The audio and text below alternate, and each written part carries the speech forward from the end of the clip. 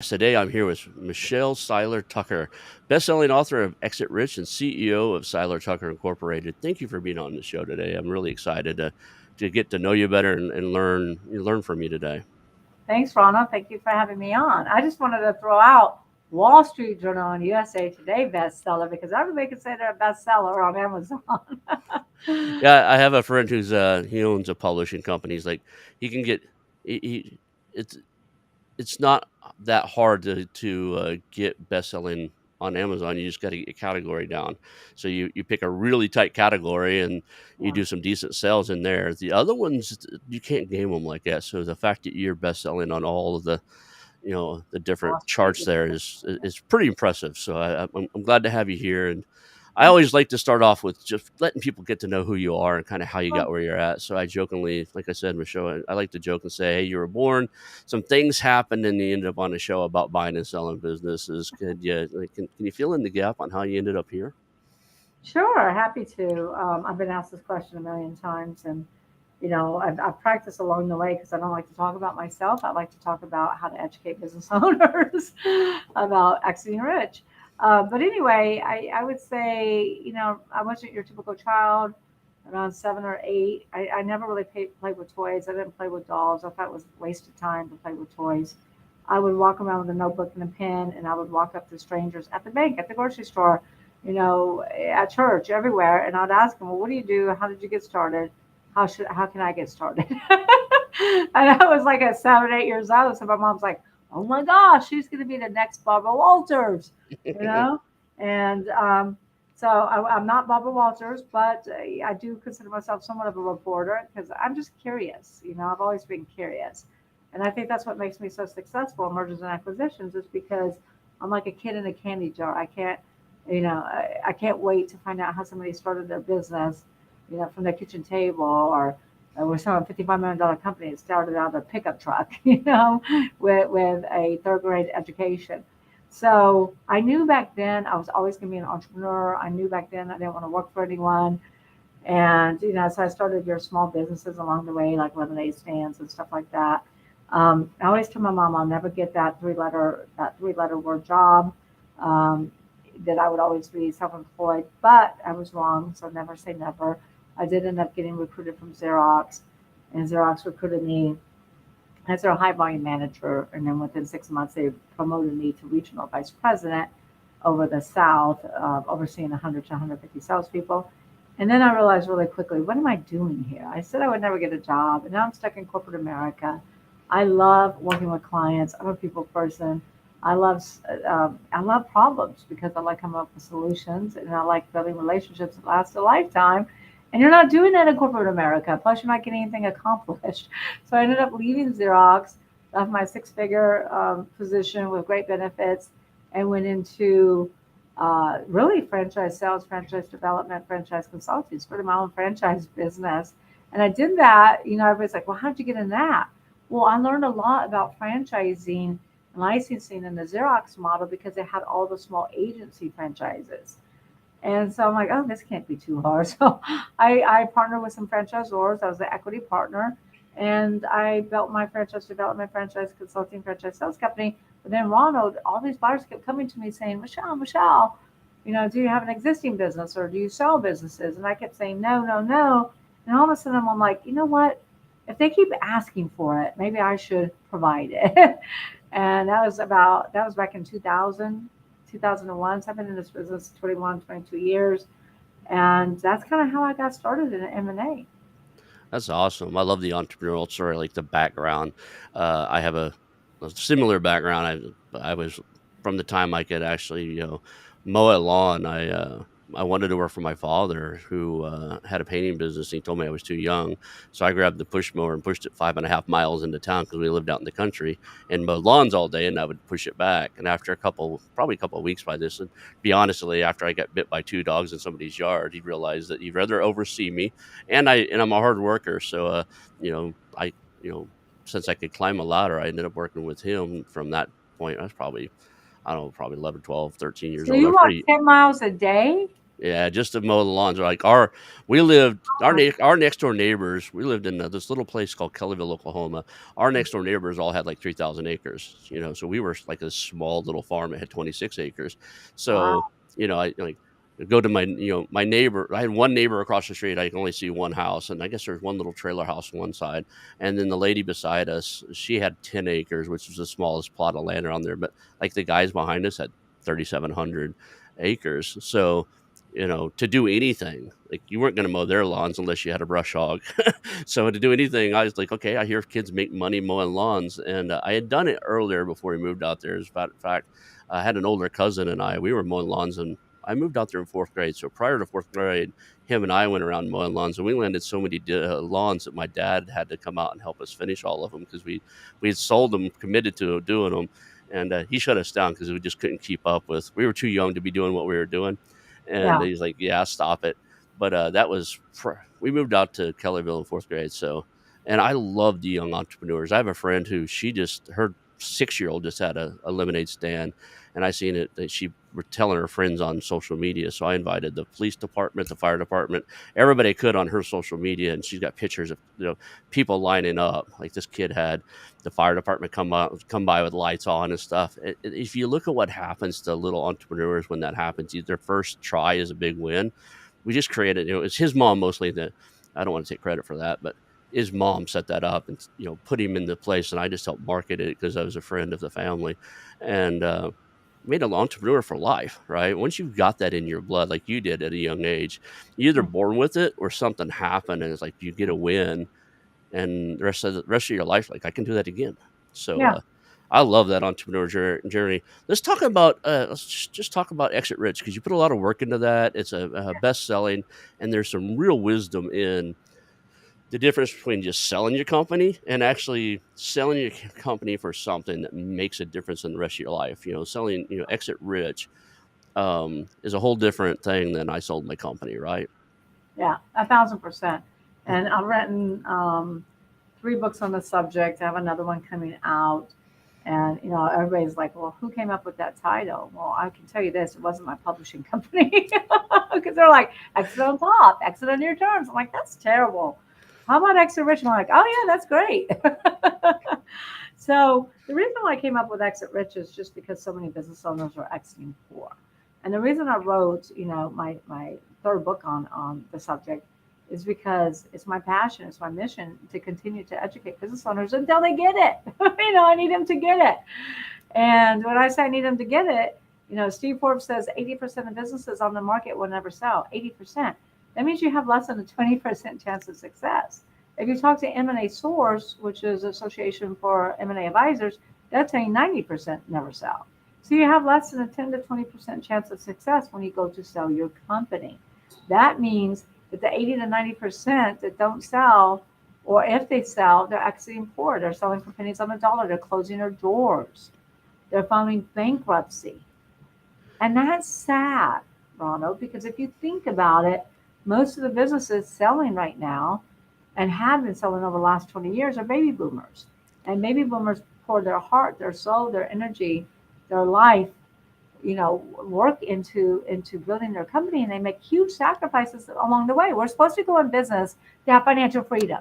We're supposed to go in business to have a better quality of life and be able to show up in our family's life, be able to participate in our kids' games and plays and musical theater and stuff. And when I talk to business owners, like I have one that's been in business for 40 plus years, and he said, "Michelle, I missed all of that." He said, "I haven't taken a vacation in 9 years. I missed every soccer game, every football game, every play for my daughter." And that's not going into business for yourself. That's creating a glorified job that you go to work at every day versus a business that actually works for you. So exit rich is so important because it really teaches business owners how to build a business, not a job. You want a business that works for you instead of you working for it. I know that Ronald, you and I were talking before the show about a company that we had that you might be interested in, and you said, "I don't want to buy a job." I don't want to buy a job. And most buyers don't want to buy a job. However, most business owners have created a job, and that's why it's not sellable. So there's lots of reasons why businesses, 80% to 90% businesses don't sell. The number one reason is because business owners have created that glorified job, not a company that buyers want to buy. Number two Business owners don't think about selling until a catastrophic event occurs, whether that's internal or external. Internal are health issues, partners disputes, divorce. There's over a 51% divorce rate in our country. Death. I had a lady call me up from Dallas. Her husband dropped dead from a heart attack at the age of 40. Left her with a mountain of debt. She knew nothing about the business, nothing about the finances, and she asked me if I could sell the business. He had a construction company, no Hmm. employees, all independent contractors, no processes. He didn't build his company on the 6 Ps. When he died, the business died. Yep. And then the external pandemic are hurricanes, tornadoes, this pandemic that we've experienced around the world for the last 2.5 years. So you need to follow the Stephen Covey concept. Start with the end in mind. Plan Hmm. your exit from the beginning. Your business is your most valuable asset. Stop treating it as your baby. Business owners are like, oh, this is my baby. I can't separate from my baby, or my baby's worth $20 million. Your baby's not worth $20 million if you're even as $100,000 a year. So you really have to have a mind shift. And I tell my business owners, follow the GPS exit model that we outline in my book, Exit Rich. I get it. You mentioned a very alarming statistic that you mentioned it from one angle, and I want to say it from another. The baby boomers owning businesses right now, if they and only 80% of them that ever sell. I think that's actually 80% of all the ones that are listed don't sell. That's A lot of them 80%. never. Yeah. Yeah, a lot of them don't get listed at all. Yeah. That's a big concern considering if you look at the statistics, 51% of all businesses in the United States, 51% of all employers in the United States currently are still owned by those baby boomers who have to retire, right? And they're in ranging from in their 60s right now all the way up into their 70s and 80s, Yeah. depending on I guess the range. In the next 15 to 20 years, we're going to have a real problem if we don't find a way to transfer those jobs. Yeah. They're just going to start going away because the owners sat in the chair too long, right? They sat at their office. And I get it. I get I know what happens. As entrepreneurs, we allow too much of our identity to be tied into what we've created, Yeah. right? That business is part of who you are. So there's a psychological side of, wanting to quit. I found a really cool little soap company that's come up a bunch of different times on this show.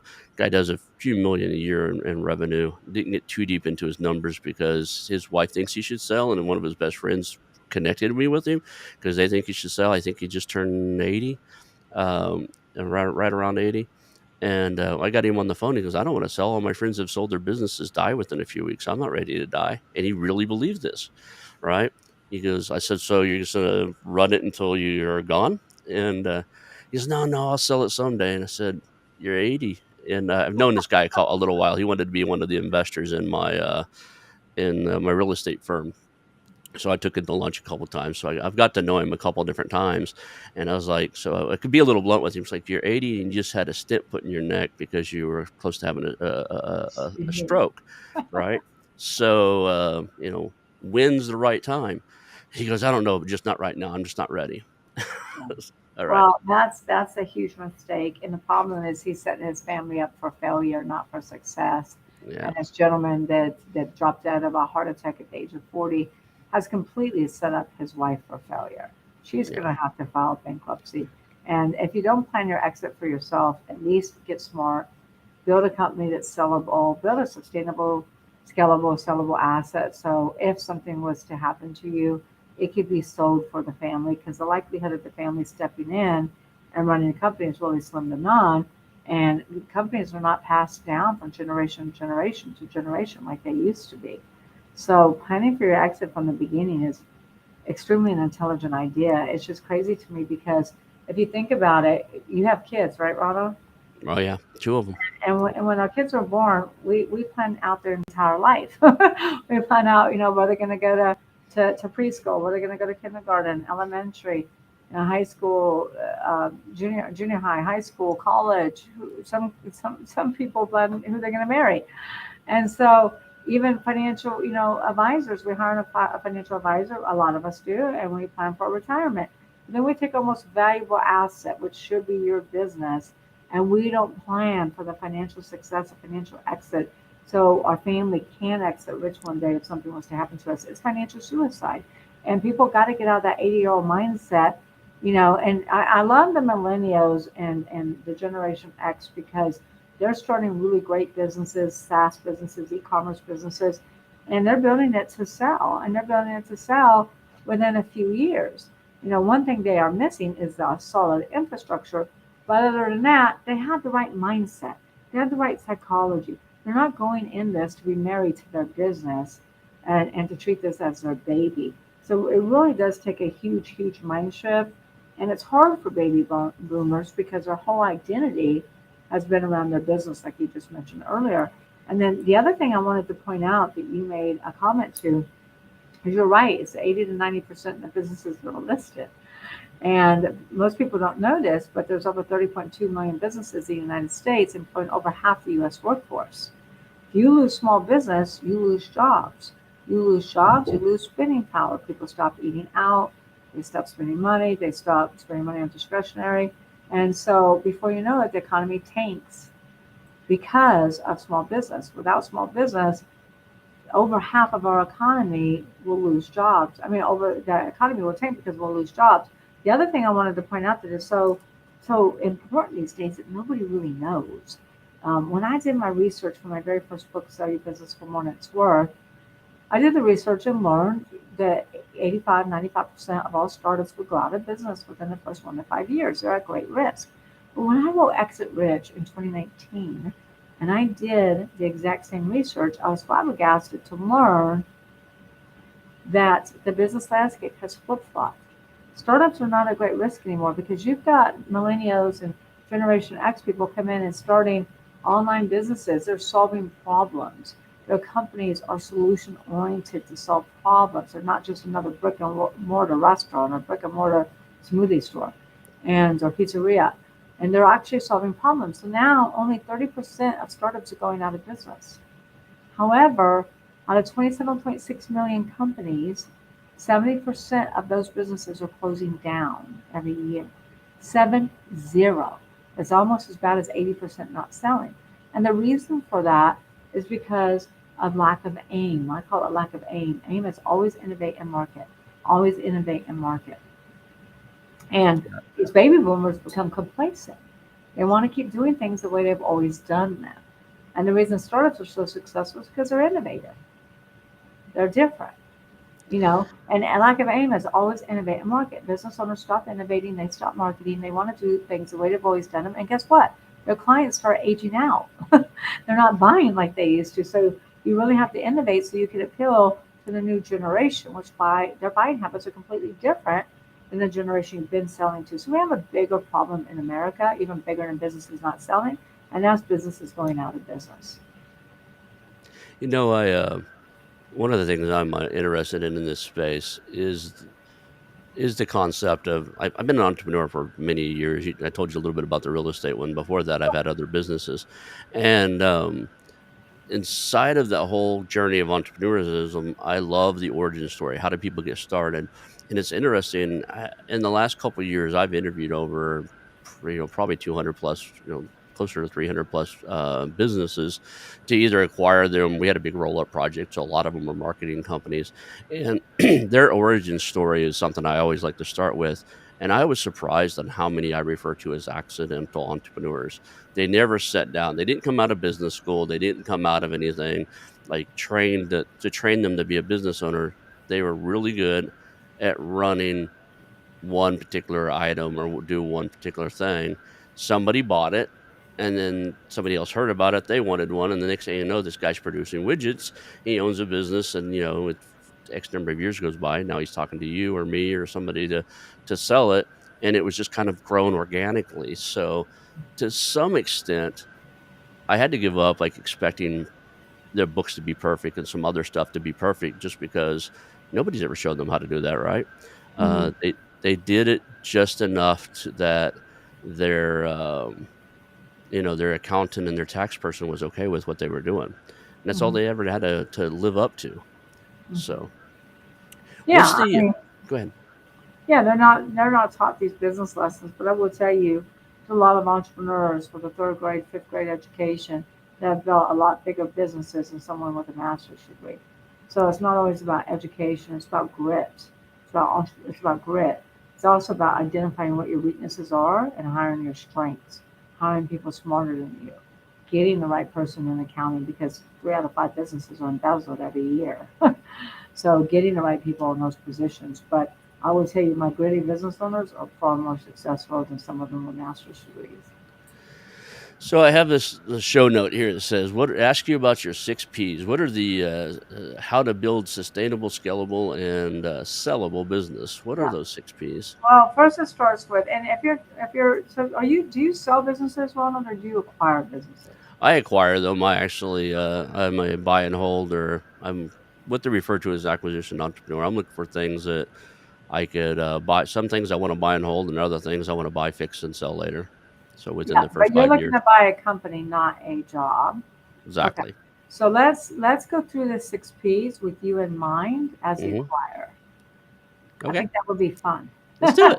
Yeah, I'm All game. right. So number one, Ronald wants to buy, and we go by Ronald or Ron. I should ask you that before the Ronald show. is fine. Ron's fine. Either one. All right, Ronald McDonald, right? You get all that money, Ronald McDonald. All right. All right. So Ronald wants to buy a business, not a job. The number one P before any other P's is people. Mhm. Ronald doesn't want to buy a business without people because Ronald doesn't want to work in the business. So the number one P is people. You don't build a business. You don't build a business. People get this wrong. You build people, and people build a business. So entrepreneurs have to focus on their strengths, hire their weaknesses. Mhm. Entrepreneurs are control freaks. So their mindset is if I want it done right, I have to do everything myself. But that can't be further from the truth because nobody's good at everything. And you'll never grow unless you let go of the control. So you have to have the right people in the right seats. And you have to ask the who question. Who handles customer service? Who handles, sales, marketing, accounting, legal, manufacturing, distribution, quality control, who handles, the list goes on and on and on. The clue here, Ronald, is you never want to be next to the who because you want to sit on the board. You're the visionary. You want to grow the company high level. You don't want to get into the weeds and work in the business. You want on the business, work on the business. So that's people. So you're not going to buy a business where a business is 1,000% dependent upon people. Let me give you another example real quick. I gave you a construction example already. We have a dentist, been in business 50 years. One dentist in a small town in Florida, 3 dental hygienists. The 3 dental hygienists for his daughters. He asked me if I could sell the business. I said, yes, I could sell it because I'm that good. But it's not going to come without risk, meaning the deal's going to be structured with an earnout, like some seller financing. It's going to be structured with clawbacks, meaning that you have to stay on for 2 to 3 years. Otherwise, you're going to pay a lot less for the business because the minute you and your daughters leave, the patients leave. And he said, well, honey, we're not selling. I mean, we're not staying. And I said, well, honey, Mhm. you're not selling. And so we walked away from that deal. But people is everything. And the second thing is product. Rhonda, when you're looking at a business to invest, are you looking at something in its prime where you know it's got a long, long, long shelf life in the industry, like Amazon? Are you looking at something like a Blockbuster who's died? What are you looking for? You're looking for something that is in its prime and it's going to continue on for decades, right? Absolutely. I'm looking for something that people are gonna. There's still gonna be a need in the market, and right now I'm looking for things that there's gonna be a need in the market that can handle a recession or potentially depression, right? Right. A So, 1,000%. And then you're also looking for you're looking for a product industry service that is thriving, not dying. And I right. always tell my sellers, you sell when you're in your prime. When you're in Amazon and you're in your prime, that's when you sell. You don't sell when you're a blockbuster because you're never going to exit rich that way. But Ronald, you also, I'm sure you're looking for this because you're a savvy buyer, a savvy acquirer. I'm sure you're looking for multiple profit centers, multiple congruent revenue streams. Because if you have one revenue stream, that's what happened to restaurants during this pandemic. They have one way they get paid. Customers Mm. come in and they eat or they take food to go. There was no e-commerce business. There was no private label, specialty items that they could sell in some gourmet shops. They had no other revenue streams. So I'm sure you're looking for multiple congruent revenue streams. So if one dies, then you've got other ways to get paid in the business. And I'm sure you're looking for a subscription model, a reoccurring revenue model, because most buyers are looking for reoccurring revenue model because that means you got mailbox coming in every month, right? Are Right. you looking for that? Okay. Absolutely. Coming from the real estate, it's kind of trained that we're supposed to get a monthly check. So, I am, it- I'm currently looking for businesses that either have a subscription model built into it or something that would be easily added to it. Like I'm looking at, of all things, coffee roasting companies, just because I've seen a couple that moved to a subscription base or just killing it in that space. So, Okay. So I think I know what you're looking for. I'm gonna bring you some good businesses. and awesome. then and then the third P is processes. Hmm. And because you want to buy a company and you want to work on it, not in it, and you want to grow it, you want it to be sustainable and scalable. You want it to have processes in place that really drive the people versus the people driving the processes. And processes are typically the most broken, um, typically the P that people pay the least amount of attention to in their companies.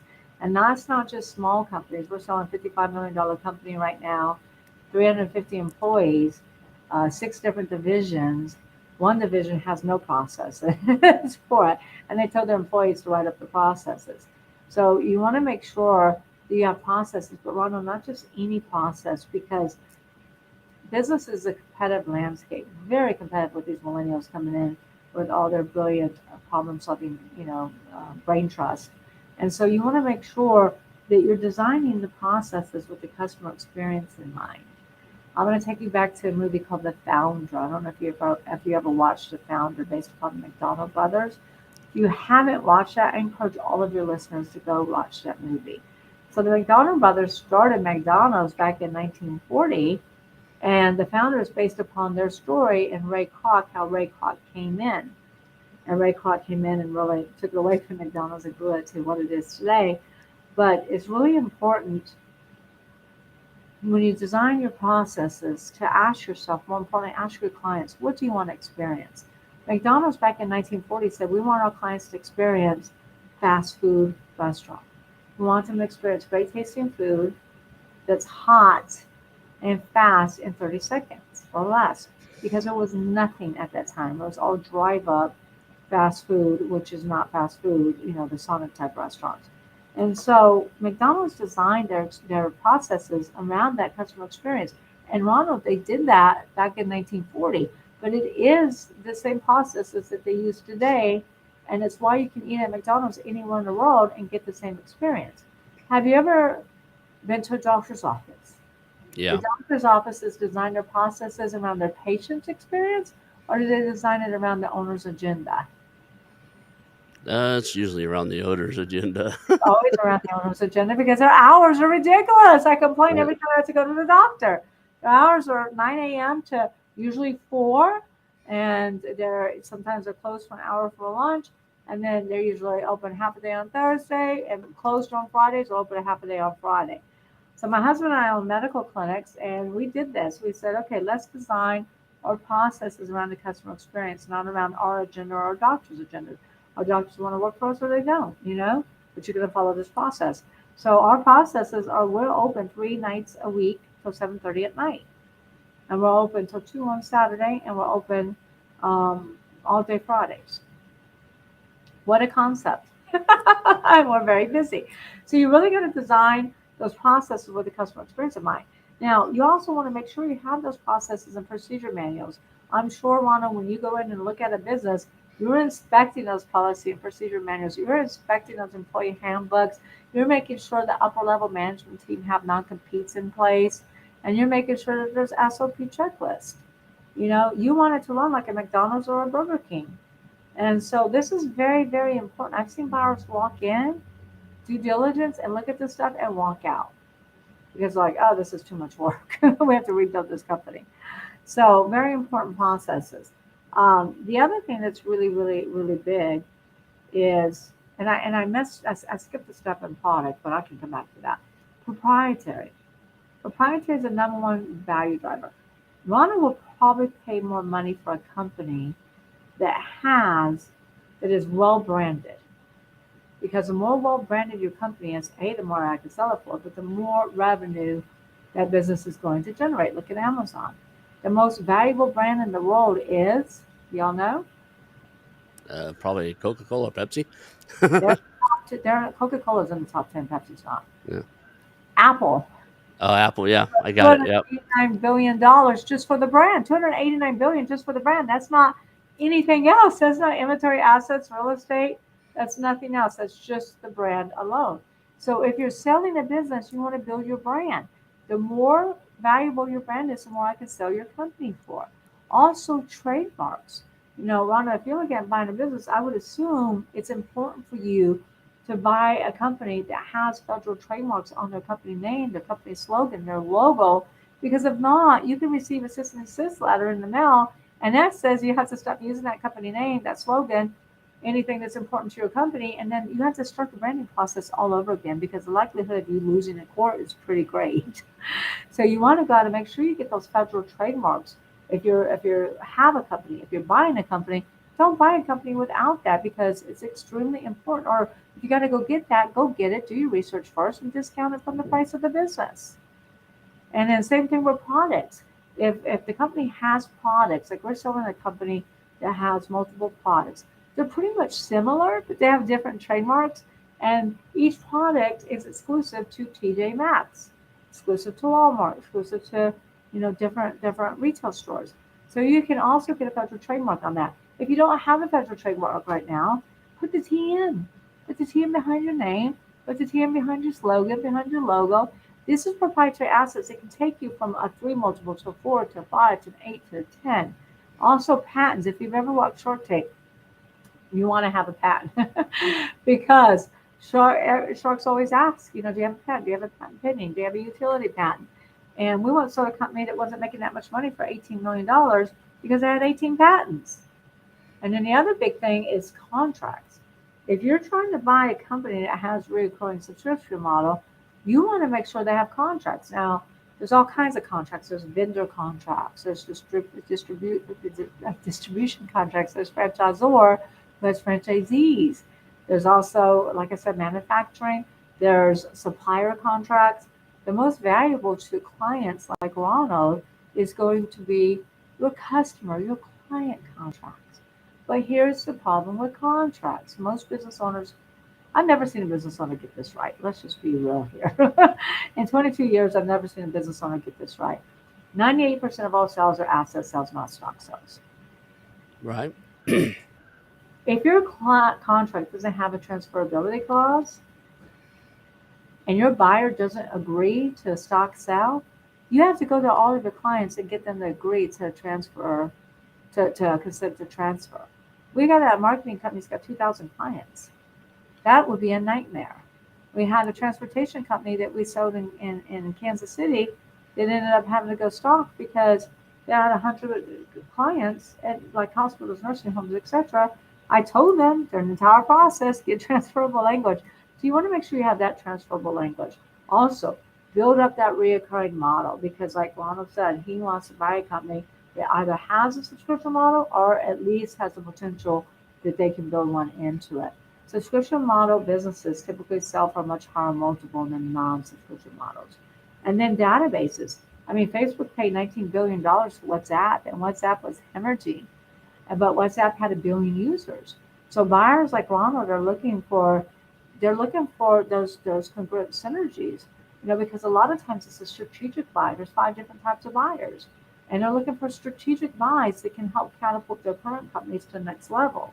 So databases can do that. We have an app company that's been on the market for 2 weeks that we sold over a base price because they have a huge database. And then the other big thing is celebrity endorsements. We have a client that's working with Oprah. Lots of strategics will want to buy that company because they want to get their products in front of the queen of everything. Radio personalities. I mean, Rhonda right here looks like a big famous radio host. So radio personalities are huge because that's digital real estate. If you've got, Glenn Beck or somebody really big endorsing your product, they can only endorse one vertical at a time. because they lose credibility. And if you have those morning slots, or you have, you own that real estate for your product, let's say you have a skincare company, nobody else can bump you from that. Strategics Right. will pay a lot of money for that. And same thing with like number one on Etsy, where, good spots at Amazon. This is what we call digital real estate. This is your proprietary asset. This will get you the highest value possible. I've had people outbid people. I had one company pay 165% more for a company because of proprietary synergies. And then the fifth P is patrons. Most businesses follow the 80-20 rule, where 80% of their revenue comes from 20% of their clients. If they lose a few clients, they're literally at risk of going out of business, filing bankruptcy. So you want customer diversification, not customer concentration. And the other thing that's important, you've been in business 20, 30, 40 years, your clients are probably aging out. I said it earlier, always aim, always innovate and market. The Hmm. last P is profits. We're all in business to make money. We're not in business to lose money. But unfortunately, I would tell you a huge percentage of businesses in business lose money. And it's for a lot of different reasons. But I always say the lack of profits is never your problem. The lack of profits is a symptom of not having the right people in the right seats, the business owner doing too many things, the business being dependent upon an owner, being in a dying industry, not a thriving industry, not having congruent revenue centers, so if one dies, you still get paid, not having the right processes designed with the customer experience in mind, not perfecting it for, not protecting proprietary asset. We have a client right now that spent over $500,000 trying to protect their company name. Nobody wins in those lawsuits except for the attorneys. The attorneys. Yeah. So lack of profits is never your problem. Also, I mentioned earlier, 3 out of 5 companies get embezzled every year. So a lot, owners are control freaks, and then when they let go, Ronald, they let go, and they never inspect what they expect. They trust, but they never verify. So you got to make sure you have those checks and balances, especially when it comes to your clients and your money. It's interesting as I brought this up on the show before. I looked at a Texas company. Um, it seemed pretty good, and the owner was retiring out. And then I started meeting some of the other C level and V level, the VPs and the other C levels, chief marketing officer, and everybody that I met, I started realizing they're all over 70. So I started asking, it's like, okay, well, owner's retiring. What are you doing? And like, well, I'm just hanging around. It's like I had 4 of the top like people running this company. 4 out of 6 people that ran this company told me that they were hanging around out of loyalty for him. They've been trying to get him to retire for a while. So like, okay, now you realize like they just, without saying it, they just told me that within the first 2 years of this thing being up and running, I'm going to have to replace everybody that knows how to run it. Yeah. You And that's know, why it's good to have an advisor, because advisor, especially a good advisor like us, we're going to look at all that. We're going to look at how it is the management team, why are they sticking around? Are they just sticking around because of the owner, or are they sticking around because they're really passionate about the company and they love the vision? I love where the business is headed. And then if it is a situation where all the team is aging out, before we even go to market, we're going to put together a good succession plan as far as, okay, what happens next? How do we plan for these people leaving and getting the right people in while some of those people are still there? And what is that going to cost us in more money? Because that could be a reduction of EBITDA. that's the problem with this one is the company was running lean enough. I guess the last couple of years, everybody's kind of starting to check out. So that scenario is everybody's starting to think about retiring, so they start to do less. So Yeah. the revenue declines, the profitability declines, and now there's not enough profitability sitting there to double up some of that staff, and that's what you kind of needed to do is hire in the mentees to work their either hire in or promote Sure. within and work side by side, which for a little while there's an extra overhead. And I didn't see a path to do it. And the first thing I told them is go find yourself a great advisor and fix your management team Well, he's got to because fix the business before he goes to market, because they'll never maximize value. I got a similar story to that, which I'll tell you about really quickly because I think this is good advice. okay, And good advice for buyers and good advice for sellers. I think we're covering both bases here. But we had a plastics manufacturing company, and they're from a different country. Culture is very important to them, and everybody that works for them is from the same country. and they believe in loyalty, so they keep wait. So these people have been there for 20, 30 years, and they keep giving raises, raises, raises, raises, more raises. And guess what? It's a very slim margin in the plastics industry. And it's not really about quality; it's about price. And they just over their overhead is just killing them because there's not enough profit to cover that overhead for their loyalty. And I met with them and I did the valuation. They're sticking money into the company just to pay their employees. So I had the hard talk about, and their big thing was it's not so much what we sell our business for, it's making sure our employees are taken care of. And I said, well, that's all fine and dandy. But right now, the company's not really worth anything because you don't have any profits. You're putting money in the business, and the new owner's going to come in and they're going to start cutting people. They have to. They have to start replacing people. And they go, well, we're not going to sell. And I said, fine, you'll be out of business in a couple of years. And I was right. Yeah, you're gonna So run out of money. You can't sustain this forever. no, So, because you always got to look at those profit margins, and mhm. you can't have your overhead higher than your profit margins, and you got to be able to accommodate for that. If you're going to give raises, you need to convert revenue streams. You got to be able to increase that profit margin. But in some industries, you can't increase it, and that's one industry you really couldn't increase it in.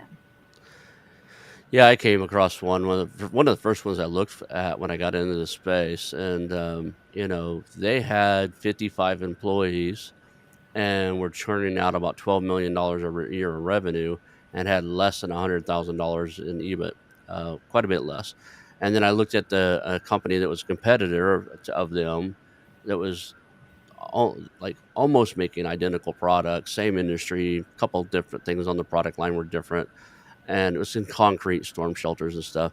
They had 18 employees and doing 3.8 million a year in revenue. And you started looking at one of them's 60 something years old and third generation. They don't fire anybody. They've got kids that were working there, 18, 19, that were just hired because dad worked there and grandpa worked there, and it's time to give the kid a job. So they had jobs on that floor that I'm suspecting at this point. Yeah, 55 employees getting paid and they kept them through every winter, and winter is really slow for them. So it's just one of those. It was done because it's a family business. Everybody there knew everybody. All the management was related, and it was the biggest concern I had was you know, it's a small town too, so very small town. So one of two places to work in town, unless you want to drive 30 or 40 miles. We come in and we clean house, you know, that's not something you necessarily want to do off the bat. Now, we made an offer on that business. So what turned it around is they had some issues, some tax issues and stuff that blocked it from sale. We found out during the due diligence, but they're gonna have a real problem. And the real problem is anybody, like you said, anybody that comes in and looks at that is going to have to make some major adjustment in staffing. Um, you Yep. know, the other thing I found, and I've looked at a bunch of these, one of the things I asked for, and I just kind of quit asking because most people don't have it, is give me a list of all your key employees and their job descriptions. Like, who are they? And what are they supposed to be doing on a day to day basis? What are they responsible for? And it's important as a buyer for me to know who does what and who's responsible for what and what falls on each person's shoulders. But a lot of these companies under 40 or 50 employees, it's just not documented anywhere. People kind of just know what they're responsible for. And I was like, well, I don't. As a buyer, I don't know what you know, Yep. I've seen chief marketing officers doing financial tasks. I've seen like that they're really good at something, so it became part of their responsibility. Yeah. That's And why it's so imperative to have those defined seats. yeah, Those defined seats and defined roles. And yes, you can have one person, cover multiple seats, but it's really important to define that and then have everybody stay in their lane. yeah, I'm not worried about them staying in lane because I know people will jump in and help each other in different ways, and people are good at things that are not necessarily in their job title. They're just really good at it. I just needed to know as a buyer who's responsible for who's accountable Yeah. for a certain task in the company, right? Yeah. And so if Well, when I something say stay, happens, who do I call and ask if this okay, marketing is not like we're not getting very many leads. Who do I call, right? Well, and that's why I said, the lane, because here's what happens. It happens to me from time to time because I own different companies. We don't just sell businesses, we also partner with business owners. And I invest my money, resources, core competencies, and help them build their business to sell for anywhere from 10 to 20 million. And I notice that people will jump into another lane because they are passionate about that and they really like that, or they hate what they're doing, or they hate certain tasks. That's why it's so important to really interview and make sure you put the right person in the right spot. Because so many people are trying to fit a square peg into a round hole. And if they are jumping into another lane, not just to offer support, that's different. But if they are constantly jumping into another lane to do different things, you probably got a problem with that person in that seat. Right. So we're kind of at the 45-minute mark here. Let's make sure people know you've got your own podcast, you've got your books out, you've got your firm. Yeah. How do people reach out to you? How do they learn more about you and the resources you have available for them? So I just like to tell them a little bit more about Exit Rich really quickly. Okay. Exit Rich is endorsed by Steve Forbes, who said Exit Rich is a gold mine because most businesses won't sell, and the ones that do sell leave lots of money on the table. So Exit Rich is endorsed by Steve Forbes, also Sharon Lechter. I don't know if you've heard of Sharon Lechter, but she's my co-author. She wrote the Mentors Corner after each chapter. And she is quite interesting individual because she's a financial literacy expert. She's a CPA, and she has been an advisor to many different presidents. And then, of course, Kevin Harrington, the original Shark from Shark Tank, wrote the forward. So I just want everybody to know, who is Exit Rich for? Exit Rich is really for anybody looking to buy a business, start a business, anyone who owns a business, anyone looking who's an entrepreneur, even high level executives. I had a pharmaceutical company buy Exit Rich even before it was out. They bought the PDF version, they printed it out on ledger paper, and the owner gave it to each department head and all the high level executives. I'm like, oh my gosh, this is awesome. We've never done this before. So Exit Rich is not just about selling a business, it's about building a sustainable, scalable, sellable asset. So when you do get ready, like this 80-year-old that you talked about, you actually have something to sell for your desired price tag. And you can get Exit Rich at all the Hudson bookstores. We're at 99 locations. You can also pick it up, obviously, Amazon, Barnes& and Noble, wherever you pick up your favorite book. We did just release the audio version. So the audio version is live. You can get that at Audible on Amazon. You can I get just that downloaded it. on Yep. iTunes. Yeah, and I think once you get it for like $4. I have a subscription to Audible. I don't even know. It's I very guess expensive right now right. because we're just launching it, so it's Yep. anywhere between $2 to $4. It'll never Yep. be that price again. So go get your audiobook today. And where can people reach me? So yes, I do have an Exit Rich podcast. You can certainly tune in. We typically have $1 billion exits, great ideas for business owners. And then also follow me, connect with me on social media. I'm everywhere: Facebook, Twitter, Instagram. You can reach me at going to STI, which is Seiler Tucker Incorporated, STI at 360.com. Everything is there. My books are there, my programs are there. Everything is at STI360.com. That saves me from getting out a bunch of websites. One thing I would encourage you to do is go to SeilerTuckerAcademy.com and take the 6P quiz and see what are your strongest P's and weakest P's. Awesome, awesome. Well, I do appreciate it. And what is one thing our audience can do for you? I mean, is there something right now that you uh, like? Can they share the book link, or what's something we can do to help Sure. you move your world forward? I love that question because I've been on over 400 podcasts and nobody's ever asked me that. That's a great question. They can really help support the audio book right now and go out and buy an audio book, share the links. You can buy your audiobook wherever you buy your audiobooks. Share that with your community, share that with, your network, your friends, family, and really support me because we are, heading into some bestsellers for the audiobook. And then the other big thing that would really help us is Amazon testimonials.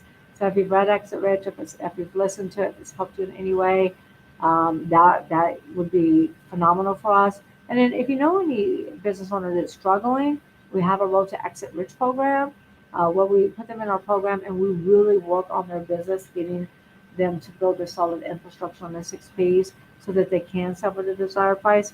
And if you know anybody looking to sell a business, we would love to talk to them. Awesome, awesome. And I'll encourage all the listeners, if you're not running your business as if you're trying to sell it, you really should be. You might find that you don't want to sell it once it's running that way because it takes a lot less of your effort. A But lot but of if you have a sellable asset, and you'll right. set your family up for success, Yeah. not for failure. It's the old, if you take a car to the detailer to get it detailed because you're thinking about selling it, and then once you start driving down the road afterwards, it's like, man, this is too bad. Why would I want to sell it, Yeah. right? Yeah, I think if you get your business running right, if you're selling because of any type of burnout, stress, or anything like that, this might be the answer to creating some. It's definitely the answer before you sell it to get it running right, get it sellable, to sell for something substantial. But it's also it might be an answer to having it run to grow and become more of a sellable asset later on.